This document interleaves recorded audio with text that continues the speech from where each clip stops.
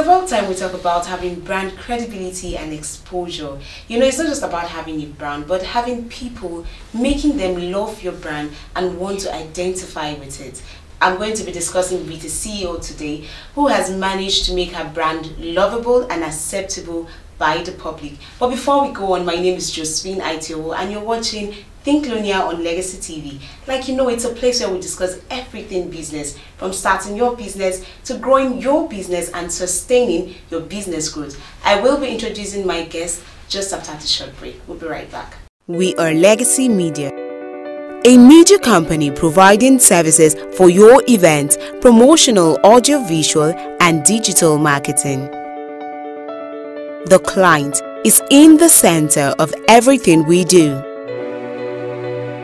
We deliver a complete range of solutions across television, radio, and digital media. We ensure your content gets to the right audience and at the right time. Choose us as your broadcast partners and be guaranteed of the best and quality service. We are Legacy Media. Legacy Media.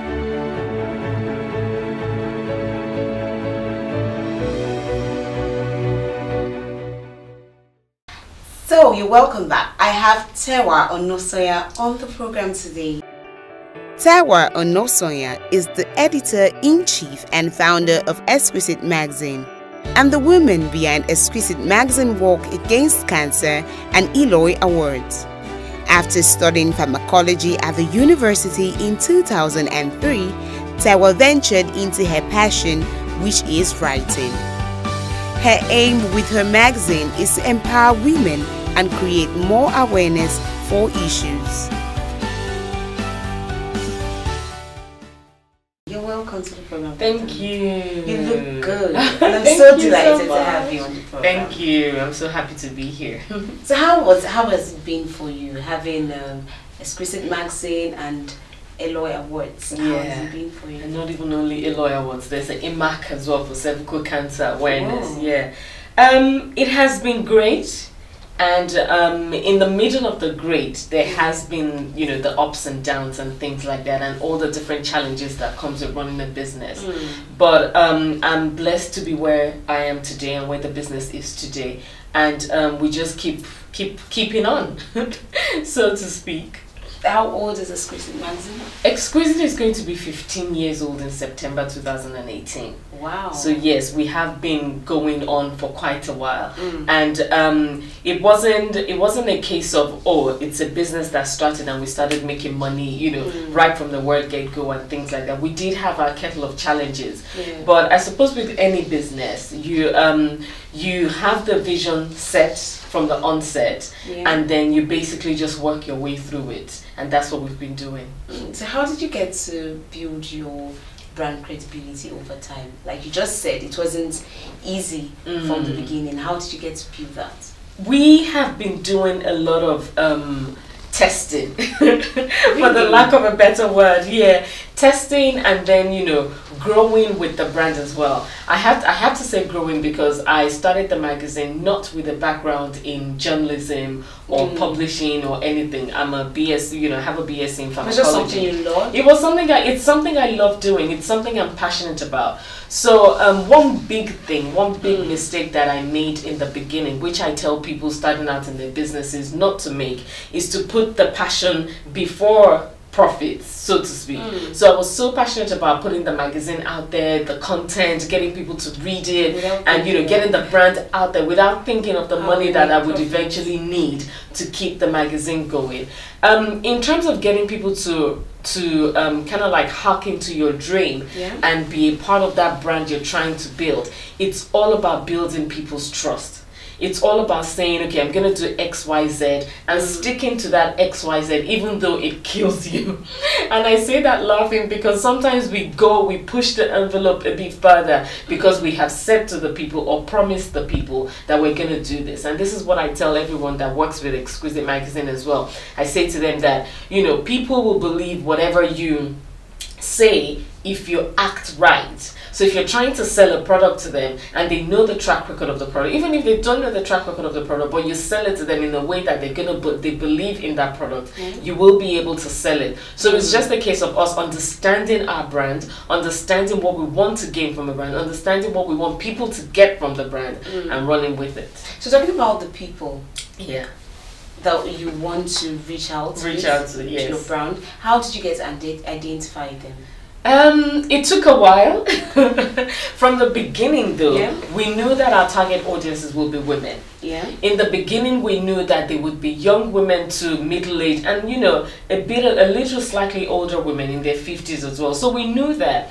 But as with every business, you can't cater to a broad spectrum of people. You have to identify your niche, identify your target, or in the words we use, identify your target market or your demography, and then work the best to feed that demography. So over the years, I mean, when I started the magazine, I was, I think 23 going on 24 or 24 going on 25. It was 2003. Thank you. 2003. And then, I was young and I'm still young. Young and everything. So we wanted the magazine to feed that kind of mind.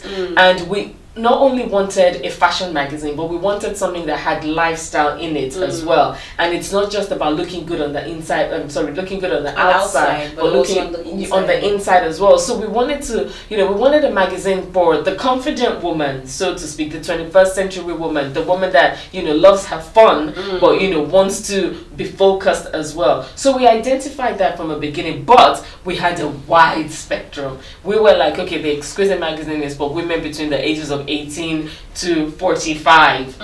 That's really plus or minus 50. And we struggled a bit in the beginning with that because we were trying to cater for everybody. So in one issue of the magazine, yes, we'll talk about having kids, and then in some parts we'll try to talk about things relating to the older people. But eventually we needed to identify who our core was and see how best we can feed them.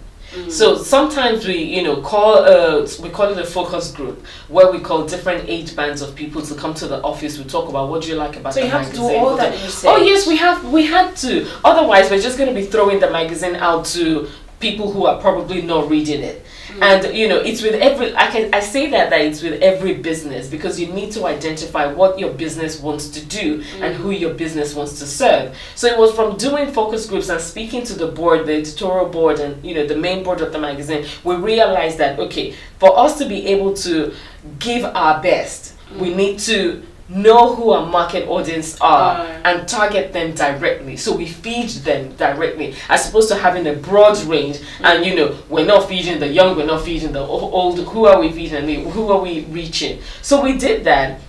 And a few years ago, we now identified that, okay, you know what, we're going to stick to our core audience, which are ladies and some men between the ages of, give or take, 18, 19 to 35. At one point I was like, yeah, but I'm older than 35, and you should be still, I want to read the magazine. And I had to be made, it had to be said that, okay, it's not about you. It's about yes, yes, you own the business, but it's not about you. It's about, the people you're trying to feed. So one thing people also need to know, entrepreneurs especially, is the business is not necessarily about you. You need to be able to isolate yourself from that business and then see what the business is supposed to be about, and then feed what people need. So it was from that need, it was from doing that research, we identified our core audience and we just ran with that. So after identifying your core audience, how did you make the brand known to them? By doing all sorts of things, from making a lot of noise and advertising. I mean, when we first started the magazine in, we started in England, did some advertising. When we moved to Nigeria, do you remember days when you could do posters on walls and things like that? So then we used to do a lot of posters on the wall. So when a new cover of the magazine is out, you would see walls on, I can't remember which area, in Ikeja or even on the 3rd Mainland, where we would put posters of the magazine so people can know about it. And we did a lot of advertising as well. There's a saying, let me see if I can remember it correctly. If you're not advertising, it's like a man winking to a lady in the dark. because nobody's going to see you. Because nobody's going to see you. I mean, you're winking to that beautiful lady and she's, you know, nobody knows what you're doing. You're the only one that knows what you're doing. It won't serve any purpose. So we did a lot of advertising. We did a lot of word of mouth advertising as well. Yeah, and we used to do pockets of tea parties. In those days, in fact, we're thinking of bringing that back. And then we had people we call subscription angels. So people, because we've identified our demography and we know that most of the ladies are still in university or fresh out of university working and things like that. So we identified ladies in different schools that can help us do different things. I mean, I'm giving away my trade secrets. Brand ambassador for... so to speak, but we call them angels. So, you know, we did a lot of advertising and we're still doing a lot of advertising. Although this year, it was down a bit because we needed to refocus again this year. And the reason we did that is because, as you know, we're moving into a digital age. Exactly. And, you know, we're solely based on print. It was only a few years ago that we started doing our website. And then even then, it wasn't regular. But, you know, if a business doesn't move with times, it's going to be stagnant and then eventually die. So we needed to refocus this year again. First, we've identified who our target audiences are. And then we needed to identify where our target audiences consume their news. Hence, we had to launch an app this year, and then we had to be, you know, more prominent on the website as well, and Instagram. So we're moving with the tides, growing, you know, with our growing consumers, and just making the magazine available to them and easily accessible as well. Aside these methods and areas you've used in making your brand known, rather, what other ways? Let's move out of Exquisite magazine now. Okay. What other ways do you think entrepreneurs could use in exposing their brands? They need to use themselves. I'm saying that confidently now, but for so many years, even I didn't do that because I thought, no, it's the magazine. Let people know the magazine. People don't need to know the person behind the magazine. But I have come to realize that really and truly, you are your brand. Yeah. And if you're not, you know, positioned right, and if people don't even know the personal brand behind the brand, how are they going to key into the personal story of the brand? So over the years, even I have, you know, had to now evaluate how I wanted to be seen and what I wanted to, you know, portray out there that will suit my brand. So really and truly, people do need to put themselves on the forefront and then also take care of their personal branding too. Because if you don't, you know, if you're not a brand and believe in your own brand, why would anybody, why would anybody believe in your brand and want to be a part of your brand? So I think it comes from the founder or the visionary, so to speak, or the partners, whoever they are. You know, make yourselves a brand as well. Build your personal brand and build it with the business as well, because the business is you. Yeah. Fair enough, we're all building a legacy, you know, million years from now, God willing, the magazine will still be here. I won't be here. It will be my great grandchildren and whatnot. But then again, you've built a brand, and it's a brand that people will relate to and connect to. If the business is just a business, if it's just for the lack of a better word, rigid and stuck, that it's a business, a lot of people might not identify with that business because they probably don't know the personal or emotional connection to that business. Fair enough, I'll cite an example. We don't know the founder or the owner of Coca-Cola, but some of the advertising they do, we get emotionally connected to them. Yeah, so from watching the advertising, you really want to have a Coke with jollof rice. I mean, seriously. So it's about the connection people can feel before they even get to, you know, want to be a part of your brand. So really, actually, you need to build yourself as well as your brand. All right, I'm sure we've been learning a lot. We're going to come back, but first, let's take a look at the business quotes for the day by our very own Tewa Onasanya.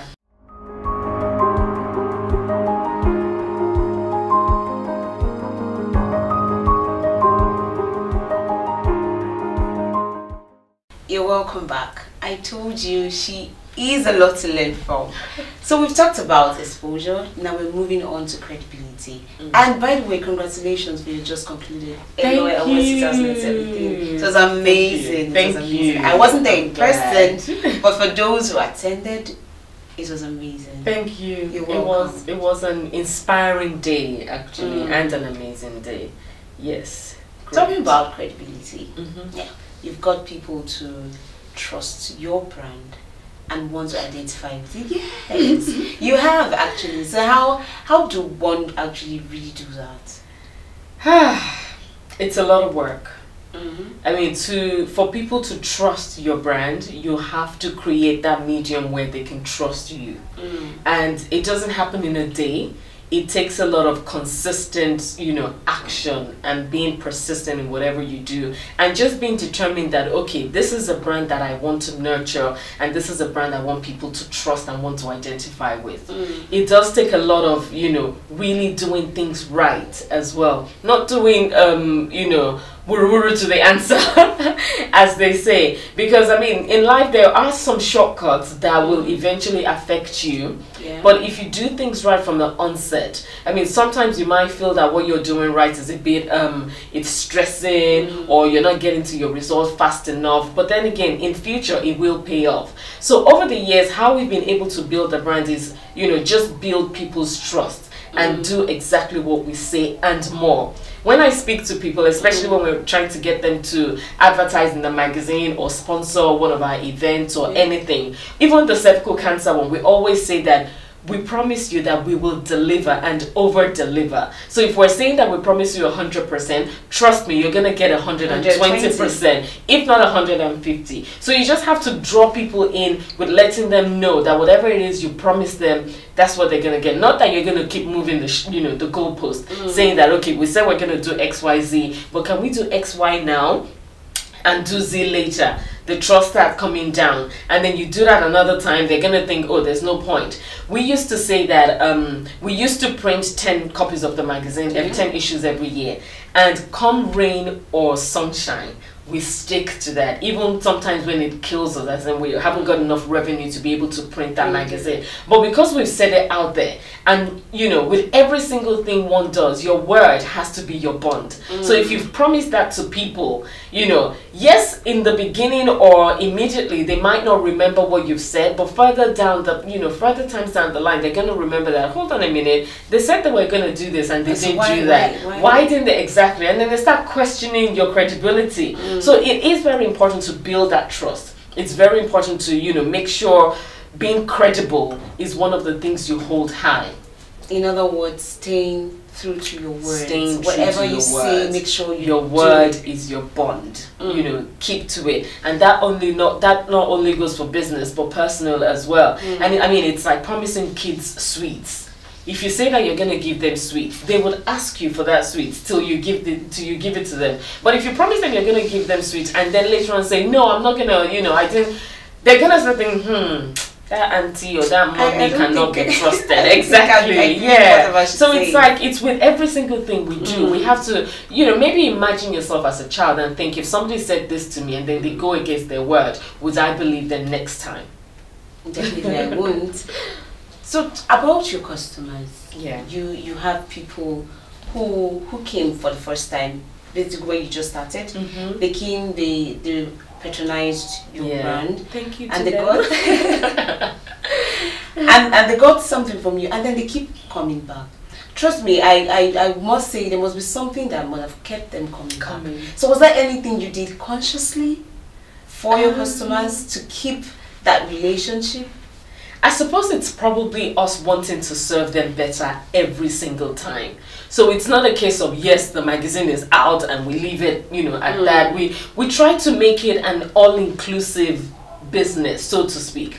So we do that with the different events that we organize around the magazine, be it the tea parties or the brunches we do, or during the International Women's Month where we do something. So we're always trying to do something to include our readers, so they feel a part of it. And even in the decision making as well, I was saying earlier that this last year we kind of like went back to the drawing board so that we can get into the heads of our readers and know where they're consuming their news. So we're making them inclusive, and I feel like if people believe they're a part of a brand, they will want to keep patronizing that brand. And you know what they say in business, it's easier to keep, it's easier and better to keep your old customers than to get new ones, because the new ones you now have to start convincing them all over again that this is what the magazine is about, but the old ones, they already know what the magazine is about, so it's about you serving them better so they can now be your word of mouth to get new customers. So you can bring in something new to we can bring in something new to the table, giving them something to feed off, giving them something to feel inclusive and a part of the magazine. What exactly goes into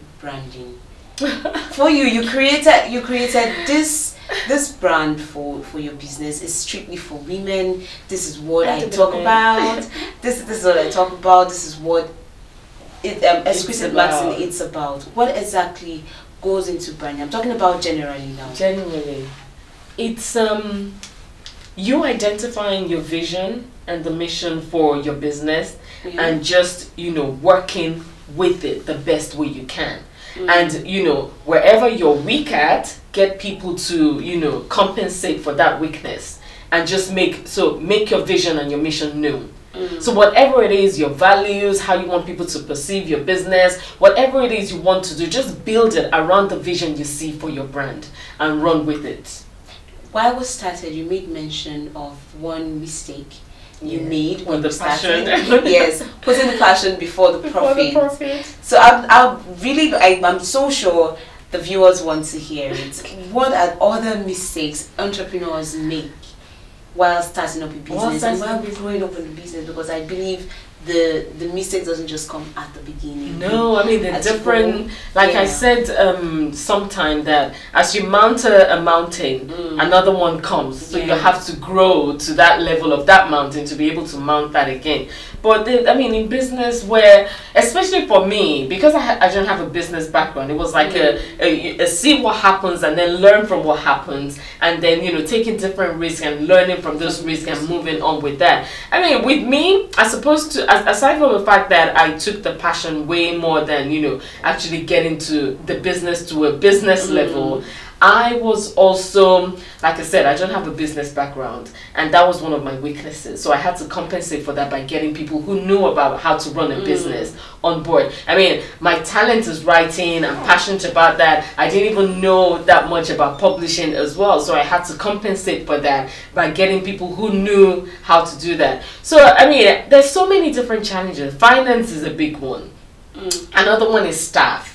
In employing staff, you have to be sure that the people you're getting on board understand what your brand is about and are willing to do whatever it takes. So for me, I don't like to work with mediocre people. I don't like to work with people that want to make do. Okay, yeah, it's not right, but we'll work with it anyway. No, it doesn't work like that. We've made certain promises that needs to be fulfilled. So whatever it takes to get to that, service point, we need to do that. So it's just you identifying exactly what you want your business to be about and getting people who will understand that and work with you with it. So how were you able to demonstrate to people that, look, this brand is here for you, it is for you, and you have a lot? Because starting a business, actually, you have a brand of your own, and then you're meeting people like, this brand is good, this is that. I just believe, I personally, if you come to me with something and you tell me, oh, this is good, I did it, I'm the one behind it and all that, I wouldn't purchase because you are telling me it's good. But I want to understand and see what it's in there for me. So how did you guys demonstrate this to people? One thing I say is, I said earlier that the brand is you, and with me, I would use my example. I embody the brand. I have come to, even before the magazine started or before it got to the level that it is now, and it's still growing. Before we got to this level, I thoroughly believed in the brand. I believed in the vision of Exquisite. I believed in what we were trying to get to, what we were trying to attain. And there's something about believing in your brand or believing in yourself. When you speak to people, it resonates. When people come to meet me and they're trying to say, oh, come and do this with me or come and do that with me, I watch them and see how they translate how they're feeling about their brand. And sometimes, even if you don't want to buy, you buy because they're so passionate about it.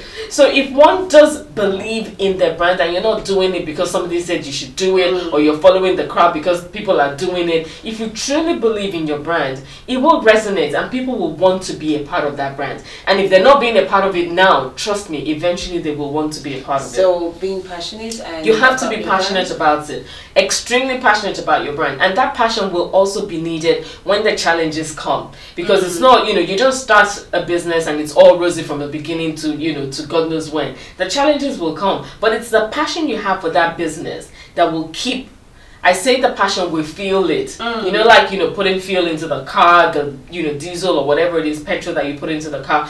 Passion will be the fuel that will keep that business going and keep it alive, because you're passionate about it and you don't want to see it go down.